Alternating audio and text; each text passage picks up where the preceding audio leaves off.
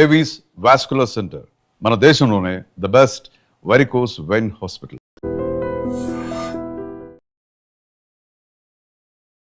నమస్తే, నేను Kavitha. Welcome to I dream news and నిజాలు. ఇరాన్ మీద అమెరికా ఇజ్రాయెల్ చేస్తున్నటువంటి యుద్ధం వల్ల భారతదేశంలో గ్యాస్ కి కొరత ఏర్పడిందా? ఇప్పటికే గ్యాస్ సిలిండర్ మీద 60 రూపాయలు పెంచినటువంటి కేంద్ర ప్రభుత్వం ఇప్పుడు షార్టేజ్ సమస్యతో ఒక క్రైసిస్ లాగా ఏర్పడింది అనేటువంటి భావన ప్రజల్లో ఎందుకు కనిపిస్తోంది? ప్రతి చోట హాస్టల్స్ కావచ్చు, రెస్టారెంట్స్ కావచ్చు, లేకపోతే హౌస్ హోల్డ్గా యూజ్ చేసుకున్నటువంటి గ్యాస్కి ఒక క్రైసిస్ ఏర్పడింది అంటూ లైన్లలో నిలబడుతున్న వారి సంఖ్య ఎందుకు పెరిగింది? కేంద్ర ప్రభుత్వం ఏం చేయబోతోంది? మనతో పాటుగా ఉన్నారు సీనియర్ జర్నలిస్ట్ సురేష్ కొచతి గారు. సార్ నమస్తే. సో 2 రోజుల నుంచి విపరీతమైనటువంటి వీడియోస్ కనిపిస్తూ ఉన్నాయి. లైన్లలో బారులు తీరినటువంటి ప్రజలు, గ్యాస్ సిలిండర్లు కొరత ఏర్పడింది అనేది. అక్కడ కొన్ని రూల్స్ అండ్ రెగ్యులేషన్స్ పెట్టుకున్నారు. రెస్టారెంట్స్ మేము మూసేస్తామన్నారు. హాస్టల్స్కి సంబంధించి కూడా we're closing it for 3-4 days అనేటువంటి మాట. ఇంత క్రైసిస్ ఎందుకు ఏర్పడింది? ఒకటి, ఒక న్యాచురల్ క్రంచ్ ఉంది. మనం అర్థం చేసుకోవాలి. ఎల్పిజి మనం ఇక్కడే ప్రొడ్యూస్ చేసుకుంటున్నాం. ఎల్పిజిని బయట నుంచి ప్రొడ్యూస్ చేయక్కర్లేదు. ఎల్ఎన్జి, సిఎన్జి బయట నుంచి తెచ్చుకుంటాం మనం చాలా మటుకు. అది మన దగ్గర కూడా కొంచెం కెపాసిటీ ఉంది ప్రొడ్యూస్ చేయడానికి. ఇప్పుడు ఉన్నది ఒక ఆర్టిఫిషియల్ క్రైసిస్. నిన్న రాత్రి కూడా నేను వీళ్ళు ఒక డాష్ బోర్డ్ చూశాను, మినిస్ట్రీ ఆఫ్ పెట్రోలియం. దాంట్లో ప్రాబ్లం ఎక్కడైతుందంటే ప్రతి ఈ లైన్లో నిలబడిన వాళ్ళు చాలామంది నేను అనాలిసిస్ చేస్తే 13 రోజుల తర్వాత మళ్ళీ గ్యాస్కి వచ్చారంట ఇమ్మీడియట్గా. ఎందుకంటే వాళ్ళు హోర్డింగ్ చేసుకుంటున్నారు. సో ఇది ఒక పెద్ద ప్రాబ్లం. మనకు తెలిసిందే సబ్సిడైజ్ సిలిండర్లో 8 సిలిండర్లే ఒక మనిషికి వస్తుంది సంవత్సరానికి. Non subsidised you can take up to 12 and beyond 12 మీకు కావాలంటే you have to give a justification why అని. ఒక యావరేజ్ ఇండియన్ హౌస్ హోల్డ్లో చాలా సంవత్సరాల నుంచి ఉన్న క్యాల్కులేషన్ ప్రకారం ఒక నెల మినిమం నడుస్తుంది. మా దాంటి హస్బెండ్ అండ్ వైఫ్ ఉన్న ఒక ఇంట్లో అది ఈవెన్ 1.5 months దాకా నడుస్తుంది, ప్రాబ్లం లేదు. పెద్ద పెద్ద అపార్ట్మెంట్స్లో, కొత్త కట్టిన అపార్ట్మెంట్స్లో అన్ని పైప్డ్ గ్యాస్ సప్లై ఉంటుంది. దానికి ఏ షార్టేజ్ ఉండదు, ఎందుకంటే it is coming from centralise source, under ground నుంచి ఉన్న పైప్ లైన్. మన భాగ్యనగర్ గ్యాస్ లాంటిది ఇక్కడ మన హైదరాబాద్లో. ప్రాబ్లం ఎక్కడ వస్తుందంటే మనం పెట్రోల్ బంక్లో ఏమైనా ప్యానిక్ చూస్తున్నామా? లేదు కదా. ఇప్పుడు కూడా ట్రాఫిక్ మీద, రోడ్డు మీద అంతే ఉంది. అనుకున్నాను కొంతమంది బండి నడిపేయడం బంద్ చేస్తారు అనుకుని, అది కూడా నడవట్లేదు. అట్లనే నడుస్తుంది కార్లన్నీ. సో ఈ పరిస్థితుల్లో మనం ఏం చేయాలంటే first of all panic avoid చేయాలి. All India LPG distributor association president కూడా నిన్న రాత్రి అన్నారు, మాకు కావాల్సిన సిలిండర్ మాకు దొరుకుతుంది, మాకు ప్రాబ్లం లేదు. ఎల్పిజిలో ఫస్ట్ ప్రయారిటీ డొమెస్టిక్ ప్రయారిటీ ఉంటుంది. డొమెస్టిక్ గ్యాసే మనకు ఇంటింటికి పంపించాల్సి ఉంటుంది. అక్కడ మనం డిసిప్లిన్ మెయింటైన్ చేయాలి. ఇది కొత్తది కాదు కవిత గారు, మీకు గుర్తుంటుంది ముందు మన దగ్గర ఒక ఆయిల్ క్రైసిస్ వచ్చినప్పుడు ముందట ఒక 10-15 సంవత్సరాల ముందు, ఈవెన్ 10 సంవత్సరాల ముందు కూడా, అప్పుడు మన వీక్లీ రివిజన్ ఉంటుండే ఆయిల్ ప్రైసెస్ పెట్రోల్ బంక్లో. ఒకసారి ఫోర్ట్నైట్, ఒకసారి నెలకు పాటు. 2 రూపాయలు పెంచు అని చెప్పగానే రేపు పొద్దున్న నుంచి అనగానే ఇవాళ సాయంత్రం పెద్ద లైన్ కట్టేస్తారు petrol bunk out, full tank కొట్టించుకోవడానికి. ఇంత ప్యానిక్ అవసరం లేదు. ప్రాబ్లం ఎక్కడ క్రియేట్ అవుతుందంటే డైవర్షన్ నడుస్తుంది చాలా మటుకు. డొమెస్టిక్ మీరు చూసుకుంటే చాలా ఈ చిన్న చిన్న టిఫిన్ సెంటర్ వాళ్ళు, రోడ్ సైడ్ నడిపిస్తున్న మిర్చి బజ్జీ స్టాల్స్ వాళ్ళు చాలామంది, అంటే అందరూ అనట్లేదు కానీ ఒక 20-30% మంది, it is as per government statistics itself, వాళ్ళు డొమెస్టిక్ సిలిండర్స్ వాడుతున్నారు, కమర్షియల్ కాదు. దానికి కారణాలు చాలా ఉన్నాయి. ఒకటి, కమర్షియల్ రేట్ ఎక్కువ, కమర్షియల్ సిలిండర్ సైజ్ ఎక్కువ. సో రేట్తో పాటు సైజ్ కూడా ఎక్కువ ఉంది. మన 14.5 ఇస్ డిఫరెంట్ ఫ్రమ్ 18.5. అది కాకుండా ఈ డొమెస్టిక్లో వీళ్ళు ఏం చేస్తారంటే ఇప్పుడు కూడా నాన్ ఓటీపీ, నాన్ కేవైసీ చాలామంది లిస్ట్లో ఉన్నారు. ఇప్పుడు కూడా కేవైసీ చేయలేని వాళ్ళు చాలామంది ఉన్నారు. వాళ్ళు కేవైసీ చేస్తేనే ఓటీపీ వస్తుంది. ఇప్పుడు గవర్నమెంట్ నిన్నటి నుంచి స్ట్రిక్ట్ చేసేసారు, వితౌట్ ఓటీపీ బుకింగ్ నడవదు. You have to have their OTP registered with the registered gas. So మన వైపు ఇప్పుడు దాంట్లో ఉన్న ఒక పరిస్థితి ప్రకారం ఇప్పుడు ఒక 6 నెలల తర్వాత ఒక స్టెబిలిటీ వస్తుందని చెప్పిన దానికి, కానీ నిన్నటి నుంచి ఖతార్ కూడా ఏమన్నారంటే ఇంకొక 2 వారాల్లో we will reduce our normal ratio and will increase hour production. వాళ్ళు పెంచుతారంటున్నారు, ఎందుకంటే ఆల్మోస్ట్ 40% వరల్డ్ది ఉన్న గ్యాస్ ప్రొడక్షన్ ఖతార్ నుంచి వస్తుంది, కానీ మనకి ఎల్పిజితో సంబంధం లేదు. అది that is more of CNG and liquefied natural gas, LNGs. మన దగ్గర ఫర్టిలైజర్ సెక్టర్కి సప్లై ఉంది, అది తగ్గిసి చేస్తున్నారు, 70% చేసేస్తున్నారు. టీ గార్డెన్స్కి పంపిస్తారు, అక్కడ టీని లీవ్స్ని వీళ్ళు ఏం చేస్తారు, ఒక కైండ్ ఆఫ్ ఒక హీటింగ్ చేస్తారు, ప్రాసెస్ ఉంటుంది, దానికి 80% సప్లై పంపిస్తున్నారు. ప్రాబ్లం ఎక్కడ వస్తుందంటే మన దగ్గర చాలా మటుకు ఉన్న రెస్టారెంట్లు కానీ హాస్టల్స్ కానీ మీరు చెప్పినట్ల వాళ్ళు దీంట్లో ప్రాబ్లం వాళ్ళకి క్రియేట్ అవుతుంది. ఇప్పుడు చాలా దగ్గర మనం చూసుంటాం, ఈవెన్ ఇంక్లూడింగ్ మా అయ్యప్ప దేవస్థానం బొలారంలో కూడా we don't use cylinders much. కుకింగ్కి ఒక పార్ట్ యూజ్ చేస్తాం, కానీ చాలా మటుకు రైస్ కానీ మిగతాదంతా స్టీమ్ మీద నడుస్తుంది. ఇట్స్ స్టీమ్ బేస్డ్ కుకింగ్ ఉంటుంది. అది చాలా మటుకు సోర్సెస్ నుంచి చేసుకోవచ్చు. ఒకటి సిలిండర్ నుంచి చేసుకోవచ్చు, ఒకటి అది కాకుండా పైప్ గ్యాస్ నుంచి కూడా చేసుకోవచ్చు. మూడవది we can be done through పాత సిస్టమ్ ఆఫ్ కట్టెలు పెట్టి చేసుకోవచ్చు. అది మనం చూస్తున్నప్పుడు హలీం తయారు చేస్తున్నారు మన హైదరాబాద్లో. ఇప్పుడు సీజన్ హలీం సీజన్, హలీంకి డోంట్ నీడ్ గ్యాస్. ఇన్ఫ్యాక్ట్ అది చేయాల్సిన కట్టెలతో చేయాల్సిన స్మెల్, ఆ టేస్ట్ దాంతో వస్తుంది. ఈవెన్ బిర్యానీలు కూడా అంతే, ఆ టేస్ట్ ఉంటుంది, ఫైర్వుడ్ టేస్టే ఉంటుంది. ఇన్ఫ్యాక్ట్ నాకు ఇప్పుడు కూడా మా ఇంట్లో మా అమ్మగారు, ఇన్ఫ్యాక్ట్ మా నాన్నగారు ఇల్లు కట్టినప్పుడు కేరళలో, he made a provision in the kitchen traditional and gas. ఎందుకంటే నాట్ దాట్ షార్టేజ్ వస్తుందని కాదు, కొన్ని items can be cook best on the firewood అనమాట. అదే చాలా మటుకు మా దగ్గర కన్యీ అంతా ఉంటుంది కేరళలో, వీ హ్యావ్ దట్ రైస్ గ్రూవెల్ కన్యీ అంటారు, బెస్ట్ కుక్డ్ ఆన్ ఫైర్వుడ్ అని, ఆ టేస్ట్ సపరేట్ ఉంటుంది. కానీ ఇప్పుడున్న క్రైసిస్, మీరు అంటున్న క్రైసిస్కి చాలా మటుకు మనకి ఇప్పుడు మీరు చూస్తున్నారు, బంగ్లాదేశ్ సంగతి చూస్తున్నారు, Sri Lanka, Nepal is land locked, వాళ్ళకి ఒక యాక్సెస్ కూడా లేదు పోర్ట్ నుంచి. బంగ్లాదేశ్కి మనం ఎస్టర్డే 5,000 మెట్రిక్ టన్స్ డీజిల్ ఇచ్చాం, వాళ్ళకి డీజిల్ లేదు వాళ్ళ దగ్గర, బస్సులు నడవు. చాలా మటుకు పాకిస్తాన్లో స్కూల్స్ క్లోజ్ చేసేసారు, 50% ఆన్లైన్ చేసేసారు. అది కాకుండా ఎందుకంటే వాళ్ళ దగ్గర డీజిల్ లేదు, మీరు ఎల్పిజి పక్కన పెట్టండి. So we're managing well. ఒకటే నా అభ్యర్థన ఒకటే ఏంటంటే ఈ ప్యానిక్ సిచ్యువేషన్ క్రియేట్ చేయకూడదు. అండ్ ఐ థింక్ మన మోటరిస్ట్ని పెంచుకోవాలి. ఎందుకంటే ఇదే ఎల్పిజి సిలిండర్ తీసుకెళ్తున్న వాళ్ళే మళ్ళీ పెట్రోల్ బంక్ వెళ్ళి లైన్లు కడితే అక్కడ ప్రాబ్లం అవుతుంది. పెట్రోల్ బంక్ చాలా స్మూత్గా నడుస్తుంది, there is absolutely no disturbance of. మనకి స్ట్రెయిట్ ఆఫ్ హార్మూజ్ నుంచి మనకు వచ్చే ఎల్పిజి ఒక 20-25%, మిగతా మనం 80% బయట నుంచి తెప్పించుకుంటాం మిగతా సోర్సెస్ నుంచి. సో మనకు దానికి డిస్టర్బెన్స్ లేదు. రేటు పెరిగింది, ఎస్, దానికోసం కమర్షియల్ సిలిండర్ పెంచారు, డొమెస్టిక్ సిలిండర్ కూడా పెంచారు. కానీ నిన్న రాత్రి నుంచి మనం చూస్తున్నాం, ట్రంప్ యుద్ధం అయిపోయింది అని చెప్పంగానే it has come down to $83 per barrel. అది ఇంకా నెక్స్ట్ 2-3 డేస్లో అది మళ్ళీ $70కి వచ్చేస్తుంది. 70 is where it was before. So మనకి అది కాకుండా రష్యా నుంచి మనం తెప్పించుకుంటున్నాం ఆయిల్, మనం రష్యా నుంచి గ్యాస్ కూడా మనం తెప్పించుకుంటాం పోతున్నాం. సో బోత్ వేస్ ఇంకొక వారం లోపల ఈ స్టెబిలిటీ వచ్చేస్తుంది.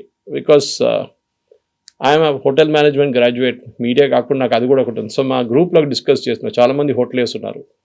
వాళ్ళు ఏమన్నారంటే ప్రతి సిటీలో ఈ మినిస్ట్రీ ఆఫీషియల్ ఇండియన్ కానివ్వండి, హెచ్పిసిఎల్ కానివ్వండి, బీపీసీఎల్, వీళ్ళందరూ మీటింగ్ నడిపిస్తున్నారు రెస్టారెంట్ ఓనర్స్తో. మీకు కెపాసిటీ చెప్పండి, మీకు ఎంత కావాలని, మీరు హోర్డింగ్ చేయకండి, మేము మీకు ఇస్తాం, but don't hold the cylinders. అది చాలా మటుకు, ఎందుకంటే 30% సిలిండర్స్ మిస్సింగ్ ఉందంట. అప్పుడు సర్క్యులేషన్ లేదు, ఎక్కడ పోయింది తెలియదు ఎవరికి. అంటే గ్యాస్ కంపెనీ వాళ్ళ దగ్గర లేదు, డిస్ట్రిబ్యూటర్ దగ్గర లేదు, అది కాకుండా రీఫిల్ కూడా రావట్లేదు. అంటే 30% ఎక్కడో దాచిపెట్టారు, అంటే hoarding. That normal human tendency అది.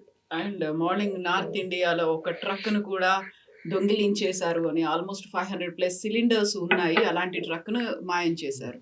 అది నడుస్తుంది మన దేశంలో, ఏమని నడుస్తుంది మన దేశంలో, సిలిండర్ కాదు, రేపు ఒక దీనికన్నా ముందు పెట్రోల్ క్రైసిస్ వచ్చిన పెట్రోల్ ట్యాంకరే గాయబ్ చేసేసారు వీళ్ళు మొత్తం. ఎనీవే, నేను చెప్పేది ఏంటంటే మనం మిగతా దేశాల్లో చూస్తే మన సంగతి, మనం వీఆర్ బెటర్ ప్రిపేర్డ్. యాక్చువల్లీ మనకి తెలిసిపోయింది ఈ క్రైసిస్ రాబోతుంది అనేది. ఎందుకంటే మనం వెనిజువేలాతో కాంట్రాక్ట్ పెట్టుకున్నప్పుడు మనం అప్పుడే డిసైడ్ చేసుకున్నాం, రష్యా దగ్గర నుంచి కొనకపోతే కూడా వెనిజువేలా నుంచి మనకు సప్లై ఉంటుంది.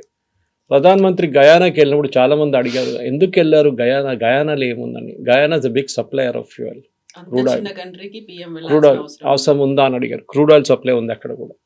సో చాలా మటుకి క్రూడ్ ఆయిల్ సప్లై నడుస్తుంది ఇంకా అక్కడి నుంచి కూడా. So we are getting it from different sources. ఏంటంటే సింగులర్ సోర్స్ సౌదీ అరేబియా కాకుండా మల్టిపుల్ సోర్సెస్ని తెప్పించుకుంటున్నాం. మనకు అందరు తెలిసిందే కవిత గారు, వరల్డ్లో #1 gas producer, gas that is LNG and liquefied natural గ్యాస్లో చాలా మటుకు కమ్స్ ఫ్రమ్ ఖతార్ 40%. దాని తర్వాత సెకండ్ ఇస్ ఇరాన్, కానీ ఇరాన్ నుంచి ప్రొడక్షన్ జీరో. అక్కడే పెద్ద ప్రాబ్లం వస్తుంది. ఒకసారి ఇరాన్ని మీరు అలౌ చేస్తే, ఇరాన్ సప్లై మీరు మార్కెట్కి వస్తే ఈ ప్రాబ్లం ఉండదు. మనం అర్థం చేసుకోవాలి దిస్ ఫస్ట్ ఆఫ్ ఆల్. దీనిలో అన్నిటికంటే బెస్ట్ ఎగ్జాంపుల్ మీకు ఇండియన్ రైల్వేస్ దగ్గర. ఇండియన్ రైల్వేస్ ఒక 10-15 సంవత్సరాల ముందు నుంచి ఒక కాన్షియస్ డిసిషన్ తీసుకున్నారు. డీజిల్ ఇంజిన్స్ని మొత్తం మేము తీసేస్తాం completely, we will migrate to electric. ఇవాళ ఎక్సెప్ట్ ఫర్ యార్డ్లో మార్షలింగ్ కోసం ఇస్తే మిగతా అన్ని 100% almost we're in electric today. Diesel చాలా పెద్ద సేవింగ్, ఎందుకంటే Indian railways one of the biggest consumers ఉండే డీజిల్ది. ఇప్పుడు అక్కడ తగ్గిపోయింది. సో మనం కూడా ఇప్పుడు చూడండి ఎలక్ట్రిక్ వెహికల్స్ గురించి మాట్లాడుతున్నాం. చాలా మటుకు ఎలక్ట్రిక్ వెహికల్స్ వస్తే ఏమవుతుంది, మళ్ళీ ఫ్యూయల్ క్రైసిస్ ఉండదు. మనకి ఎలక్ట్రిసిటీకి ఎక్కడ కిల్లట్లేదు. మనకి సోలార్ అనేది ఎక్సెస్ ఉంది మన దగ్గర. Sunlight is always there for 8 to 9 months in year. Europe కాదు, యూఎస్ కాదు. మనం అట్లాంటి పరిస్థితుల్లో ఐ థింక్ మన ప్రజలు కూడా ప్యానిక్ కాకుండా, and especially the hotel sector, మేము హాస్పిటాలిటీ సెక్టర్ అంటాం దాన్ని, రెస్టారెంట్ సెక్టర్లో ప్యానిక్ కాకూడదు. You can switch over to steam cooking if you want to, కానీ దానికి టైం పడుతుంది. తిరుమలలో చూడండి, they use steam cooking to a large extent. అక్కడ కూడా అది చేస్తే చాలా మటుకు ఎఫిషియన్సీస్ వస్తుంది. కానీ ఆ పాత రోజులు గ్యాస్ రెగ్యులర్గా వస్తుందంటే ఇంకొక 2-3-4 వారాల దాకా ఈ క్రైసిస్ ఉండబోతుంది డెఫినెట్గా. ప్రిపేర్డ్గా ఉంది అనుకున్నప్పుడు ప్లానింగ్ అనేది ప్రాపర్గా లేదా? ఎందుకని ఒక పానిక్ క్రియేట్ అవుతుంది, భయపడుతున్నారు. ఫస్ట్ ఏమో 60 రూపాయలు సడన్గా పెంచేశారు అనుకున్నారు, ఆ తర్వాత ఇప్పుడు క్రైసిస్ తగ్గించేశారు అన్న తర్వాత ప్రతి ఒక్కరూ కూడా అలర్ట్ అవుతున్నారు. లేకపోతే మేము అన్ని కంట్రోల్ చేసుకోవాలి కండిషన్స్తోనే ఫుడ్ అనేది కూడా తయారు చేస్తున్నప్పుడు. నిన్న ఒక ఎల్పిజి సిలిండర్ డిస్ట్రిబ్యూట్ చేస్తున్నాయని ఇంకో స్టూడియో దగ్గర చూస్తాను, దుర్గం చెరువు దగ్గర ఒక స్టూడియో దగ్గర కార్ పార్క్ చేస్తుంటే కనిపించాడు. మన న్యాచురల్ టెండెన్సీ కదా, వెళ్ళి అడిగాను, బాబు నువ్వు బండి నడిపించుకుంటూ పోతావు, నీ సిలిండర్ అవ్వడానికి కొట్టేస్తాడని అడిగాను. లేదు సార్, ఆ ప్రాబ్లం లేదు, ఏమైనా ప్యానిక్ ఉందా అడుగుతున్నారా అంటే, లేదు సార్ హోటల్ వాళ్ళే ప్రాబ్లం క్రియేట్ చేస్తున్నారు, డొమెస్టిక్లో నాకు టెన్షన్ లేదు సార్ అన్నారు. అక్కడే మనకు తెలిసిపోతుంది. ఈ టెండెన్సీ మీరు సౌత్ ఇండియాలో చూడట్లేదు, ఇది కొన్ని స్టేట్స్ నార్త్ ఇండియాలో మొదలైంది. ఇది అంటే లైన్ కట్టడం. కాకపోతే ఫస్ట్ టైం మాత్రం బెంగళూరులో ఉన్నటువంటి హాస్టల్సే ఒక నోట్ పెట్టారు అని. ఎస్ కరెక్ట్, బెంగళూరు కదా నేను చెప్పింది. I'm talking about domestic cylinders. Domestic cylinder line cutting చూసింది మనం నార్త్ ఇండియా చూసుకుంటూ వస్తున్నాం చాలా మటుకు. దీని టెండెన్సీ చెప్పాను చూడండి, 18 రోజులు 13-18 రోజుల లోపల నెక్స్ట్ సిలిండర్ కోసం వస్తున్నారు. ఇప్పుడు దాకా మనకున్న రూల్ మనం చాలామంది మర్చిపోయాం. It is 20 days. అంటే మీరు ఆర్డర్ చేసిన ఒక సిలిండర్ తర్వాత నెక్స్ట్ సిలిండర్కి 20 days. దాన్ని ఇప్పుడు 5 రోజులు పెంచారు, 25 చేశారు ఇప్పుడు, which I think is sensible. కొన్ని రోజుల తర్వాత మళ్ళీ ఇది 20కి తగ్గొస్తుంది. కానీ ఒక లిమిటేషన్ ఉండాలి ఎక్కడైనా కానీ. ఇప్పుడు ప్రాబ్లం ఎక్కడ వస్తుందంటే, పాత సిస్టమ్ జాయింట్ ఫ్యామిలీ సిస్టమ్ అన్నప్పుడు కన్జంప్షన్ ఎక్కువ ఉండే. ఇప్పుడు ఫ్యామిలీస్ న్యూక్లియర్ ఫ్యామిలీస్ అయిపోయారు, husband wife 1 child or 2 children అంతే, దాంట్లో నడుస్తుంది. సో వాళ్ళకి కావాల్సింది డెఫినెట్గా గవర్నమెంట్ ప్రయారిటైజ్ చేస్తున్నారు. డొమెస్టిక్ ఇస్ నంబర్ 1, అది there is no getting away from that. కానీ మన వైపు నుంచి కూడా యాజ్ అ సిటిజన్ మనకి రెస్పాన్సిబిలిటీ ఏంటంటే, ప్యానిక్ క్రియేట్ చేయకుండా పెట్రోల్ బంక్లో మనం ఎట్లా బిహేవ్ చేస్తున్నామో అదే బిహేవియర్ మన ఎల్పిజిలో తీసుకొస్తే బాగుంటుంది. అది నా రిక్వెస్ట్ అన్న. సో ట్రంప్ ఏమో యుద్ధం ముగిసిపోయిందని చెప్తున్నారు, ఖతార్ ఏమో విల్ స్టార్ట్ ప్రొడ్యూసింగ్ అని వీళ్ళు చెప్తున్నప్పటికీ స్ట్రైట్ ఆఫ్ హార్మూజ్ దగ్గర నిన్న ఆల్మోస్ట్ ఒక 15-16 షిప్స్ని వాళ్ళు తగలబెట్టారు అనేది. అంటే వాళ్ళు ఇంకా ఇప్పటికీ యాక్సెప్ట్ చేయట్లేదు అక్కడ నుంచి నౌకలు వెళ్ళడానికి అనే ఒక మాట. తగలబెట్టలేదు, ఒక్క షిప్ కూడా తగలబెట్టలేదు నిన్న. Nothing happen because international maritime ఒక అలర్ట్ ఉంటుంది. నేను పొద్దున్నలోగానే ఫస్ట్ అది చెక్ చేస్తాను. నిన్న ట్రంప్ వాళ్ళ ఎనర్జీ సెక్రటరీ ఒక ట్వీట్ చేశారు, మేము 1 US నేవల్ షిప్ ఒక కార్గో షిప్ని ఎస్కార్ట్ చేసి తీసుకెళ్ళాను అని చెప్పి ఒక ట్వీట్ చేశారు. వితిన్ 15 నిమిషాలు ఆ ట్వీట్ డిలీట్ చేశారు. దానికి కారణాలు ఉన్నాయి. They have taken that ship, అది తెలిసిపోయింది చాలా క్లియర్. కానీ US నేవీ షిప్ ఎక్కడ కనిపించట్లేదు మ్యారిటైమ్ రూట్లో ఆ షిప్స్లో. ఎందుకంటే మన ఫ్లైట్ రాడార్ లాగా ఇక్కడ కూడా మీకు షిప్స్ కనిపిస్తుంది ఎక్కడి నుంచి. సో స్ట్రైట్ ఆఫ్ హార్మూజ్లో ఇప్పుడున్న పరిస్థితిలో ఎస్టర్డే ట్రంప్ ఇచ్చిన వార్నింగ్ తర్వాత 16 మైన్ లేయింగ్ షిప్స్ని ఇరాన్ది ధ్వంసం చేశారు. మీరు చెప్పింది అది 16 ధ్వంసం చేసింది ఇరానియన్ మైన్ లేయింగ్ షిప్స్ అనమాట. చిన్నది ఉంటుంది అది మైన్స్ లే చేస్తారు. దాన్ని నిన్న ధ్వంసం చేశారు. ట్రంప్ వార్నింగ్ కూడా ఇచ్చారు నిన్న, ఇంకొక మైన్ కూడా నాకు కనిపిస్తే అంత సంగతి. Anyway we're going to use mine sweepers, వాళ్ళ దగ్గర మైన్ స్వీపర్స్ ఉన్నాయి, షిప్స్ ఉంటుంది, that can detect and take out the mines అన్నమాట. అది చేస్తున్నాం మేము అని చెప్తున్నాం. సో స్ట్రైట్ ఆఫ్ హార్మోజ్ని ఓపెన్గా ఉంచుకోవడం ప్రయారిటీ అని వాళ్ళ పొద్దున కూడా యుఎస్ స్టేట్ డిపార్ట్మెంట్ చెప్పారు చాలా క్లియర్గా, that we will have to maintain state of Hormuz, we will take over అంటున్నారు ఇప్పుడు ట్రంప్. దాంట్లో పెద్ద ఒక స్టేట్మెంట్ ఉంది, ఎందుకంటే దాంట్లో ఖర్గ్ ఐలాండ్ చెప్పి ఒక ఐలాండ్ ఉంది, మీకు గుర్తుంటుంది, ఇట్ బిలాంగ్స్ టు ఇరాన్. ఇరాన్ది ఆల్మోస్ట్ 90% డిస్ట్రిబ్యూషన్ అక్కడి నుంచి నడుస్తుంది. అంటే వీళ్ళు డిఫరెంట్ సోర్సెస్ నుంచి ఫ్యూయల్ పంప్ చేసేది సెంట్రలైజ్ ఖర్గ్ ఐలాండ్కి పంపించి, Kharg island is slightly 30 kilometers from Iran. ఆ ఐలాండ్ నుంచే వీళ్ళు షిప్స్ అక్కడ అనమాట. ఇప్పుడు యూఎస్ ఏమంటున్నారు, మేము ఆ ఖర్గ్ ఐలాండ్ని కూడా మేము క్యాప్చర్ చేసుకుంటాం, so that you will not be able to even pump oil in to this destination. మీరు పంప్ చేస్తే మేము తీసుకెళ్ళిపోతాం అక్కడి నుంచి. ఇరాన్కి ఇప్పుడు ఆల్మోస్ట్ వెనజువేలా సిచ్యువేషన్ వచ్చేస్తుంది. వెనజువేలా ఇదే చేశారు కదా, మీరు పంప్ చేస్తున్నంత ఇండియాకి అమ్మేసుకుంటున్నాం, చైనాకి అమ్మేసుకుంటున్నాం, మా మిగతా దేశాలు తీసుకెళ్ళిపోతున్నారు. సో అదే సిచ్యువేషన్ ఇప్పుడు ఇరాన్లో కూడా వచ్చింది. కానీ యుద్ధం ఆగుతుందా అంటే డెఫినెట్గా ఎస్, నెక్స్ట్ ఒక 2 వారాల లోపల ఇది అయిపోతుంది కంప్లీట్గా. కానీ ఇరాన్ దాన్ని ఆపరు, వాళ్ళు రెగ్యులర్గా ఒక టాక్టికల్ అటాక్స్ చేస్తూనే ఉంటారు చిన్న చిన్నగా. కానీ ఇప్పుడున్న పరిస్థితి ప్రకారం నిన్న చూస్తే కూడా నిన్న చాలా మటుకు తగ్గిన మిసైల్స్ అని, నిన్న 5-6 మిసైల్స్ కొట్టారు వాళ్ళు. సో దేర్ కెపాసిటీ తగ్గిందనమాట. ఇంకొక వారం లోపల బహుశా ఇది టేపర్ ఆఫ్ అయిపోతుంది. కానీ స్పొరాడిక్ అటాక్స్ ఉంటుంది, అక్కడక్కడ చేస్తుంటారు వాళ్ళు. అరబ్ నేషన్స్ కూడా ఫెడప్ అయిపోయారు కంప్లీట్గా. Dubai is getting majorly affected. వాళ్ళ దగ్గర నుంచి ఎక్స్పాట్రీస్ చాలామంది పారిపోయారు, కానీ వాళ్ళు వచ్చేస్తారులే తర్వాత. ఇప్పుడు వెళ్ళారు కానీ తర్వాత వచ్చేస్తారు రిటర్న్. ఎవరైనా ప్యానిక్ ఉన్న సిచ్యువేషన్లో రిటర్న్ వచ్చేస్తారు. ఇన్ఫ్యాక్ట్ మీరు చెప్పినట్లు నిన్నటి దాంట్లో మా కూతురు గురించి ఎవరో కామెంట్ అడిగారు, మాకు మీ కూతురు బాగున్నారా, సేఫ్గా ఉన్నారా, she was going to Cairo, Hyderabad, Bahrain Cairo అండి. Yes, she has come back. కైరో అంతా ఫినిష్ చేసి ఈజిప్ట్ అంతా విజిట్ కంప్లీట్ చేసి వారం తర్వాత నిన్న ముంబైలో డైరెక్ట్ ఫ్లైట్లో ల్యాండ్ అయ్యారు ఈజిప్ట్ ఎయిర్లో without touching. So I was watching the flight path. ఆ flight path yesterday took over Saudi Arabia చాలా మటుకు, అండ్ దెన్ ఓవర్ దుబాయ్. దాని తర్వాత ఇరాన్ అవాయిడ్ చేసి ఇండియా వైపు వెళ్ళిపోయింది. So that means Saudi Arabian air space is open, Dubai air space is open, అంటే UAE air space is open. ఇది రెండు చాలా క్రూషియల్. ఎందుకంటే ఇప్పుడు ప్రాబ్లం ఎక్కడ వస్తుందంటే ఈవెన్ సౌదీ అరేబియాకి, ఈవెన్ యూఏఈకి వాళ్ళకి డైలీ కావాల్సిన వెజిటబుల్స్ కానీ మీట్ కానీ చాలా మటుకు ఇటువైపు నుంచి వస్తుంది, ఇండియా వైపు నుంచి వస్తుంది. ఇండియా, ఇండోనేషియా, మలేషియా వైపు నుంచి అది ఆగిపోయింది చాలా మటుకు. ఇప్పుడు వాళ్ళు గ్లోబల్ ఫ్రేటర్స్ యూజ్ చేస్తున్నారు, పెద్ద పెద్ద కార్గో ఎయిర్క్రాఫ్ట్ యూజ్ చేసి దీన్ని మూవ్ చేస్తున్నారు. మొన్న లులు గ్రూప్ వాళ్ళు అనౌన్స్ చేశారు, వాళ్ళ కంప్లీట్ ఒక చార్టర్డ్ ఫ్లైట్ వాళ్ళ వెజిటబుల్స్కి మిగతా వీట్ కోసం యూఏఈలో వాళ్ళు ఉన్న వాళ్ళ సూపర్ మార్కెట్స్ కోసం తీసుకెళ్లారని చెప్పి ఇండియా నుంచి. So that is good news actually. ఎందుకంటే షిప్స్ మూవ్ కాకపోతే you should move it through aircraft. రేపు అది మిలిటరీ ఎయిర్క్రాఫ్ట్ కూడా ఉండొచ్చు బహుశా. బట్ ఎనీవే టోటల్ ఓవరాల్ చూస్తే కవిత గారు ఒకటే రిక్వెస్ట్, మళ్ళీ అది రిపీట్ చేస్తున్నాను. ఈవెన్ నిన్న మినిస్ట్రీ వాళ్ళు కూడా స్టేట్మెంట్ ఇచ్చారు, డోంట్ ప్యానిక్, హాస్టల్ వాళ్ళు చేస్తారు. నేను ఇప్పుడే మా తెలిసిన ఫ్రెండ్ దగ్గర మెసేజ్ పెట్టాను, వాళ్ళు 6 హాస్టల్స్ నడిపిస్తారు ఒక యూనివర్సిటీ కోసం ఇక్కడ. వాళ్ళ దగ్గర అడిగాను, మీకు ఏదైనా ప్రాబ్లం ఉందా అని అడిగారు ఇక్కడ డిబేట్కి వచ్చే ముందు. She said absolutely everything is normal, we're managing. Okay, panic కాకుండా మేనేజ్ చేస్తున్నాం అంతే, ఎఫిషియన్సీస్ తీసుకొస్తున్నాం. ఎక్కడెక్కడ మేము మన ఇండక్షన్ కుక్ టాప్ ఉందో అది యూజ్ చేస్తున్నాం మేము, సూప్స్ హీట్ చేయడానికి దానికి దీనికి. We are not totally dependent on LPG, alternate చూసుకుంటున్నాం, which is a good move. ఇప్పుడు ఇవాళ కాకపోతే రేపు మీరు కొచ్చిన్ ఎయిర్పోర్ట్ తీసుకోండి, కొచ్చిన్ ఎయిర్పోర్ట్ కంప్లీట్గా నడుస్తున్నది ఈజ్ ఆన్ సోలార్, ఇంక్లూడింగ్ వాళ్ళ కిచెన్ సైడ్ కూడా.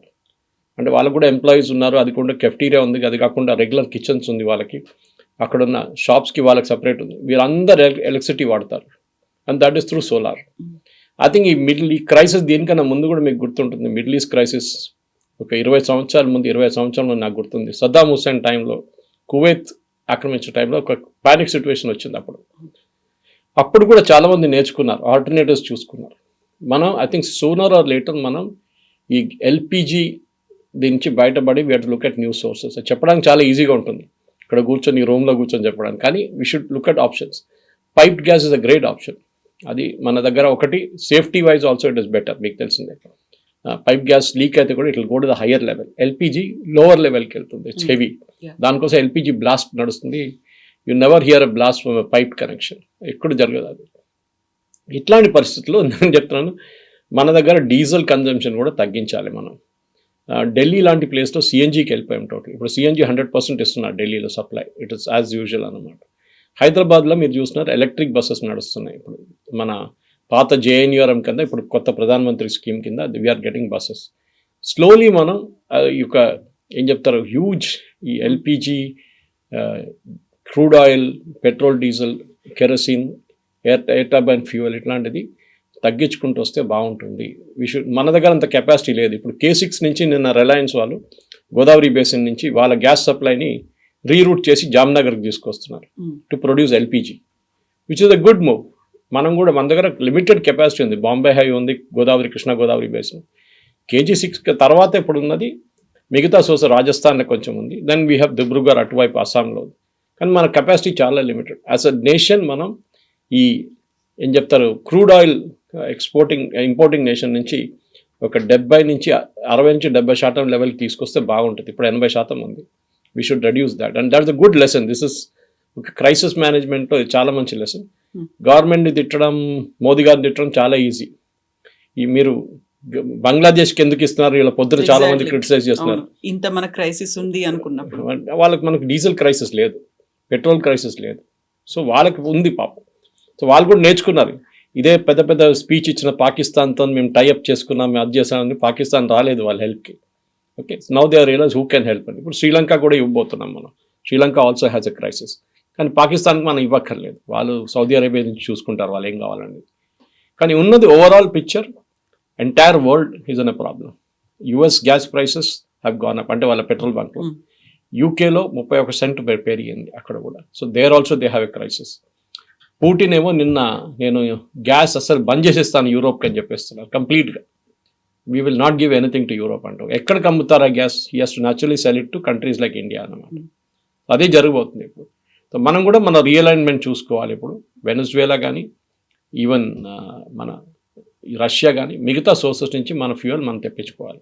నెక్స్ట్ 6 months చాలా క్రూషియల్గా ఉండిపోతుంది. మన స్టోరేజ్ కెపాసిటీ 74 రోజులకి మన దగ్గర స్టోరేజ్ ఉంది. చైనా దగ్గర 200 రోజులకి స్టోరేజ్ ఉంది వాళ్ళ దగ్గర.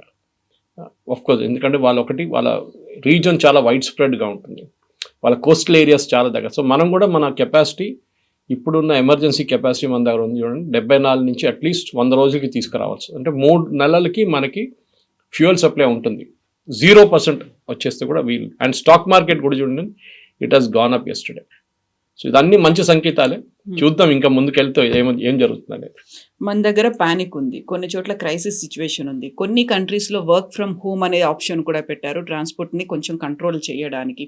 అన్ని దేశాలు కొంచెం భయంతో ఉన్నాయి, నష్టాల్లో ఉన్నప్పటికీ కూడా one and only country who is getting that benefit అనేది రష్యా మాత్రమే ఉంది. సో రష్యాకి మాత్రమే లాభం జరుగుతోంది అనే ఒక మాట. సో ఎంత లాభం ఉంది రష్యాకి? రష్యాకి లాభం అని కాదు, రష్యన్ క్రూడ్ ఆయిల్ ఇప్పుడు కూడా డిస్కౌంట్లు అమ్ముతున్నారు వాళ్ళు. ఎందుకంటే ఇంటర్నేషనల్ పేమెంట్స్ లేదు వాళ్ళకి, స్విఫ్ట్ నుంచి డాలర్ పేమెంట్స్ రాదు వాళ్ళకి. So it is rouble payments or ఆ కరెన్సీ పేమెంట్స్ చూసుకుంటున్నారు వాళ్ళు.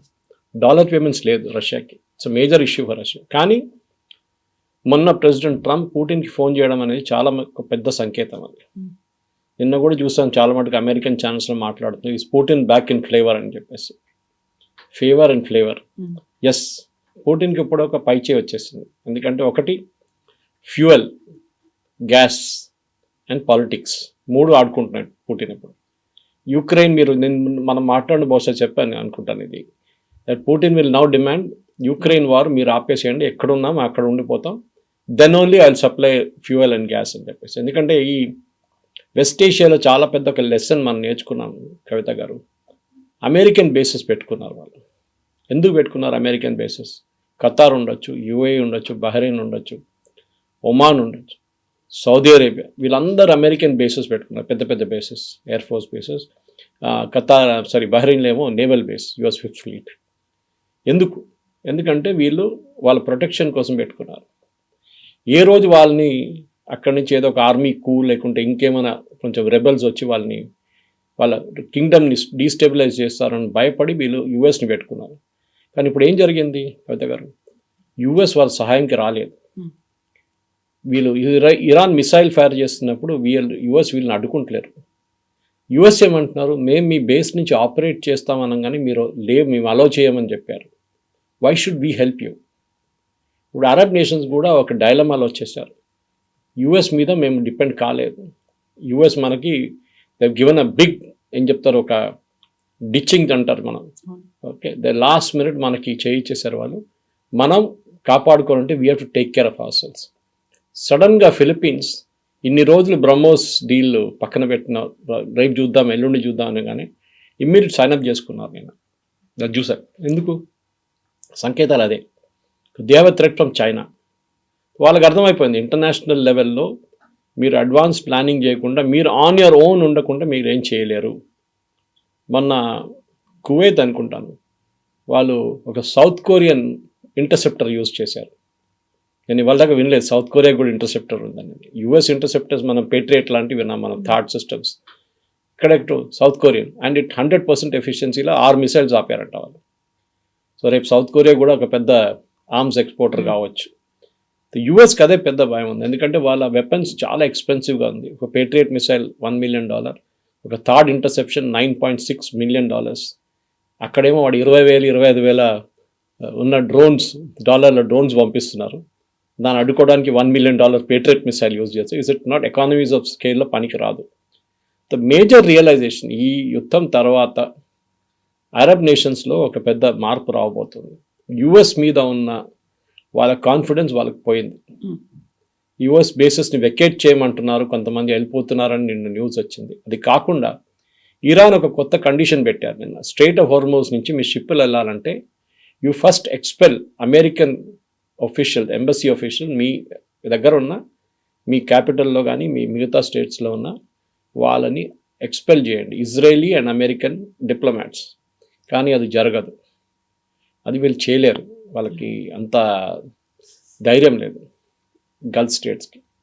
ఒక catch-22 సిచ్యువేషన్లో వచ్చేసారు.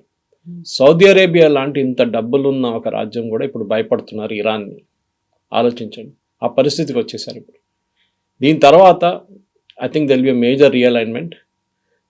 ఈజిప్ట్ లాగా, జార్డన్ లాగా ఒక సెల్ఫ్ సఫిషియంట్ ఫోర్స్గా ఉండడానికి వీళ్ళు ఎవరిని వాడుకో. జార్డన్లో కూడా బేస్ ఉందనుకోండి, యుఎస్ బేస్ ఉంది, ఈజిప్ట్లో కూడా ఉంది, అంత ఓపెన్గా వాళ్ళు అడ్మిట్ చేయరు. కానీ ఒక మార్పు రాబోతుంది, and I think it's a good thing.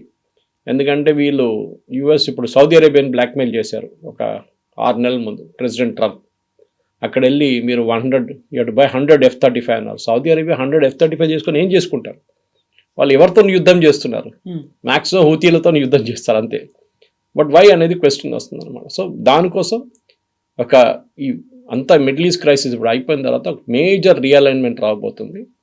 బహుశా దాంట్లో మనం కూడా మన వైపు నుంచి ఒక ఎఫర్ట్ పెడితే మన ఆయుధాలు వీళ్ళకి అమ్ముకోవచ్చు. And our missiles are equally good, no problem. అది మీరు అఫెన్సివ్ ఉండొచ్చు, డిఫెన్సివ్ ఉండొచ్చు. డిఫెన్సివ్ అంటే ఇంటర్సెప్షన్లో ఉంటుంది, అఫెన్సివ్ అంటే వాళ్ళ మీద బాంబు. దానికి మన బ్రహ్మోస్ పనికి వస్తుంది, ఇంటర్సెప్షన్కి ఆకాశ్ లాంటి మిసైల్స్ పనికి వస్తుంది. ఇదన్నీ మనం కొత్తగా తయారు చేసి అమ్మొచ్చు. మన డిఫెన్స్ ఇప్పుడు ఎక్స్పోర్ట్ ఇస్ అరౌండ్ 34,000 crores. దాన్ని ఈజీగా మనం ఒక 50 నుంచి 60,000 కోట్ల దాకా పెంచుకోవచ్చు సంవత్సరానికి. Let us look at Gulf. మీరు ఆయిల్ అమ్మండి, మేము ఆయుధాలు అమ్ముతాం. ఈ కాన్సెప్ట్కి మనం రావాల్సి వస్తుంది. ఫ్యూచర్లో స్ట్రాటజీస్ ప్లానింగ్ అదే ఉండాలి, అది ఉండాల్సిందే. బ్లెస్సింగ్ ఇన్ ద డిస్గైస్ అని అంటారు. ఎందుకంటే one man's misery is other man's opportunity అంటారు. వాళ్ళ డబ్బులు తక్కువేం కాదు, డబ్బులు మస్తున్నాయి, కానీ వాళ్ళకి భయం ఏంటంటే వాళ్ళ security. And this particular instance ఓపెన్గా ఎక్స్పోజ్ అయిపోయింది. ఇరాన్ డ్రోన్స్ యూజ్ చేసి వాళ్ళ ఎయిర్ ఫీల్డ్స్ కొడుతున్నారు, వాళ్ళ రిఫైనరీస్ కొడుతున్నారు, వాళ్ళు ఏం చేయలేకపోతున్నారు. అడుకున్నారు, 50 ఫైర్ చేస్తే 40 అడ్డుకున్నారు, 10 ఏమొచ్చి పడ్డది. 100% ఇంటర్సెప్షన్ ఎప్పుడు ఉండదు. కానీ గల్ఫ్ స్టేట్స్ ఏం నేర్చుకున్నారంటే యుఎస్ మీద డిపెండెన్సీ అయి ఇంకా ముందుకు వెళ్ళలేము, మనం ఒక స్ట్రాటజీ మార్చుకోవాల్సి వస్తుందని. అది బహుశా నిన్న పుటిన్ ఇరానియన్ ప్రెసిడెంట్కి ఫోన్ చేసి మీరు యుద్ధం ఆపండి అని చెప్పినప్పుడు అర్థమైపోయింది రష్యన్ ఇన్ఫ్లుయెన్స్ ఎంత మటుకు ఇరాన్ మీద ఉందని. ఇరాన్ ఇప్పుడు ఎస్ వీ విల్ స్టాప్ అంటే then Putin becomes the biggest winner in all this. Trump పక్కనకి వెళ్ళిపోయాడు మొత్తం కంప్లీట్గా. అది పెద్ద ఒక లెసన్, జియో పొలిటికల్ లెసన్ దీని నుంచి. Yes, sir. Thank you so much, sir. Thank you.